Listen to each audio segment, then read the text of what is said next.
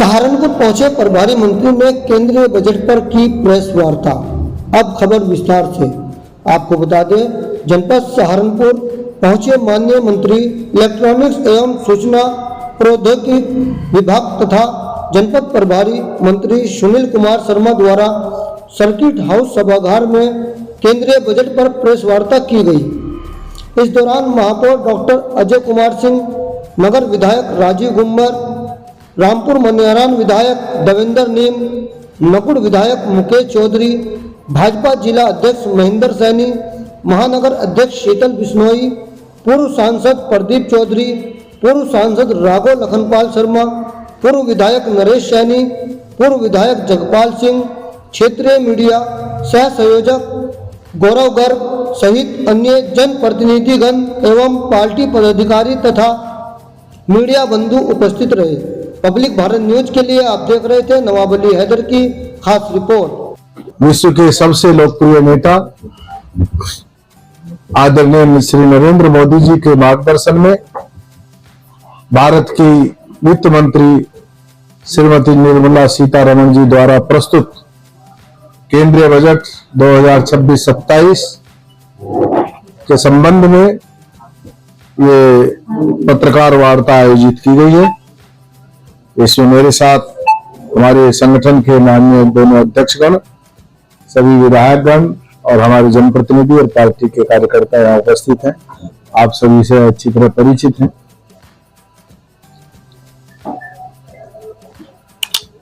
- 2014 में एनडीए की सरकार बनी माननीय मोदी जी के नेतृत्व में, और जब भारतीय जनता पार्टी के नेतृत्व में सरकार बनी थी उस वक्त जो देश के हालात थे वह सर्वविदित थे। आर्थिक रूप से भारत विश्व में 11वें पायदान पर था। सामरिक रूप से भी हमारी स्थिति कमजोर थी और छोटे छोटे मुल्क भी हमको आंख दिखा रहे थे।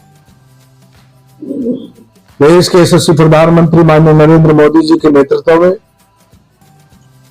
इन पिछले 2 कार्यकाल और 11वां वर्ष चल रहा है, इसमें देश ने जो तरक्की की है उसका परिणाम है कि जो भारत 11वें स्थान पर था आज 3रे स्थान पर पहुंचने में के लिए बिल्कुल स्थिति में है, 4थे पायदान पर पहुंच चुके। इतना ही नहीं, 25 करोड़ नागरिक गरीबी की रेखा से बाहर आए।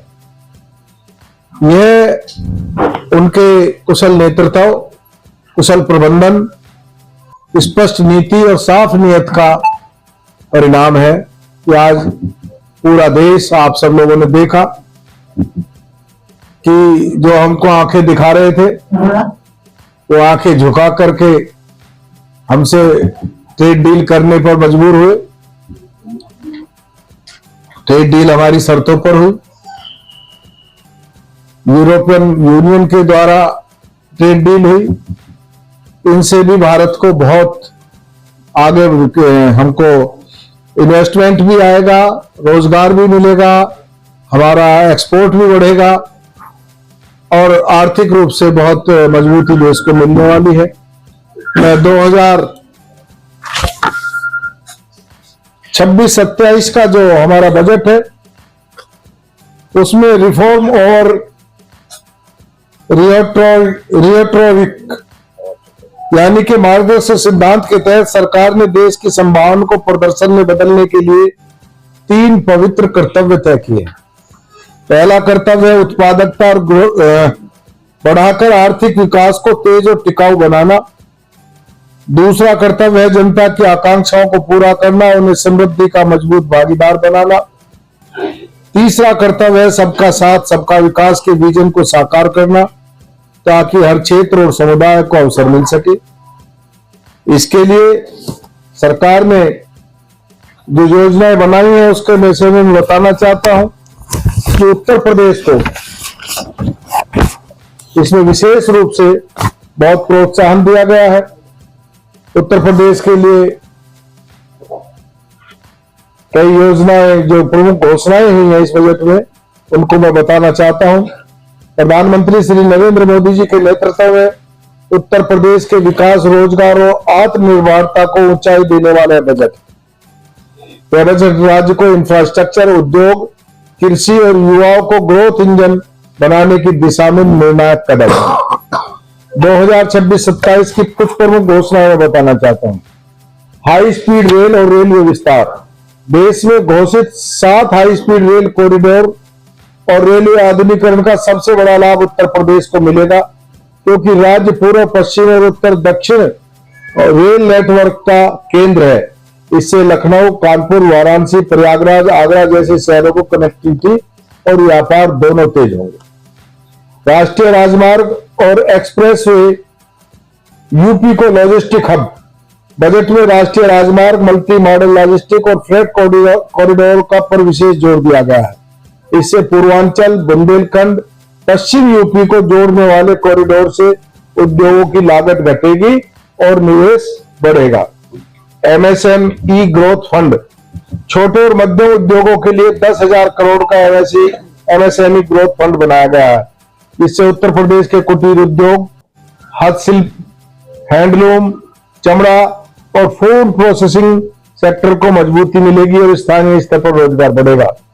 बायोफार्मा शक्ति योजना, 10,000 करोड़ की बायोफार्मा शक्ति योजना से उत्तर प्रदेश में फार्मा और मेडिकल डिवाइस मैन्युफैक्चरिंग को बढ़ावा मिलेगा, जिससे राज्य हेल्थ केयर और मेडिकल इनोवेशन का बड़ा केंद्र बन सकेगा। पूर्वांचल, बुंदेलखंड को विकास की मुख्यधारा में लाने वाला बजट। केंद्रीय बजट 2026-27 में पिछड़े और आकांक्षी जिलों पर विशेष फोकस रखा गया है, जिससे पूर्वांचल और बुंदेलखंड को बुनियादी ढांचा, निवेश और रोजगार के नए अवसर पैदा होंगे। कृषि में एआई तकनीकी। भारत विस्तार एआई प्लेटफॉर्म के माध्यम से किसानों को फसल, मौसम और बाजार की जानकारी मिलेगी, जिससे उत्तर प्रदेश के किसानों की उत्पादकता और आय दोनों बढ़ेगी। नेशनल वाटरवे पर जहाजों के रखरखाव और परिचालन क्षमता को बढ़ाने के लिए वाराणसी में समर्पित inland waterway ship repair ecosystem को स्थापित होगी, जिससे प्रदेश में रोजगार के अवसर पैदा होंगे। 36 जीवन रक्षक दवाओं पर शुल्क छूट।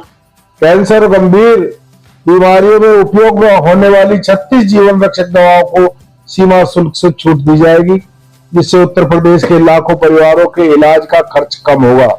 हर जिले में गर्ल्स हॉस्टल। बालिकाओं की उच्च शिक्षा को बढ़ावा देने के लिए हर जिले में गर्ल्स हॉस्टल की घोषणा की गई है, जिससे उत्तर प्रदेश की बेटियों को सुरक्षित आवास और बेहतर शैक्षणिक अवसर मिलेगा। युवा और नई टेक्नोलॉजी। 15,000 स्कूलों और 500 कॉलेजों में एनिमेशन, गेमिंग और वीएफएक्स लैब स्थापित होंगी, जिससे उत्तर प्रदेश के युवा भविष्य की तकनीकी नौकरियों के लिए तैयार होंगे। पर्यटन और रोजगार।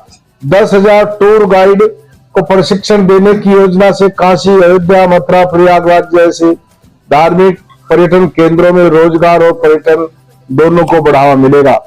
औद्योगिक क्लस्टरों का आधुनिकीकरण। देश भर में 200 पुराने औद्योगिक क्लस्टरों का आधुनिकीकरण किया जाएगा। इससे घोषणा से उत्तर प्रदेश के परंपरागत उद्योगों को नई तकनीक, बेहतर उत्पादन और वैश्विक बाजारों से जुड़ने का अवसर मिलेगा। शहरी अर्थव्यवस्था को मजबूती। सिटी इकोनॉमिक रीजन के विकास से लखनऊ, कानपुर, नोएडा, गाजियाबाद, आगरा, वाराणसी जैसे शहर रोजगार और स्टार्टअप के हब के रूप में उभरेंगे। ये वो योजनाएं हैं जिनसे उत्तर प्रदेश को विशेष लाभ मिलने वाला है। यह बजट देश को मजबूत करने वाला, देश को जो माननीय मोदी जी का विकसित भारत और आत्मनिर्भर भारत का संकल्प है,